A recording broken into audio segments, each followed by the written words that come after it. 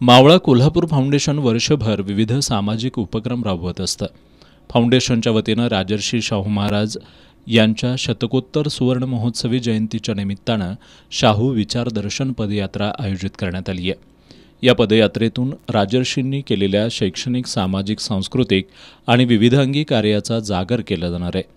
रविवारी सकाळी शाहू जन्मस्थळापासून ज्योत प्रज्वलित करून ती ज्योत दसरा चौकातल्या जैन बोर्डिंग इथं आणण्यात येणार आहे. या बोर्डिंगपासून सकाळी 7 वाजता पदयात्रेला सुरुवात होईल. पदयात्रेच्या माध्यमातून राजर्षींनी उभारलेल्या विविध बोर्डिंगना भेटी दिल्या जाणार आहेत. या बोर्डिंगच्या ठिकाणी शाहूंच्या कार्याची माहिती असलेले फलक उभारण्यात येणार असल्याचं मावळा कोल्हापूर फाउंडेशनचे अध्यक्ष उमेश पवार यांनी सांगितलं. राजर्षींनी उभारलेल्या सर्व बोर्डिंगना भेटी देत राजर्षींच्या समाधी स्मारकाच्या ठिकाणी पदयात्रा आल्यानंतर पदयात्रेची सांगता होणार आहे. पदयात्रेत विविध समाजातील विद्यार्थी, मल्ल तसंच मान्यवर सहभागी होणार आहेत.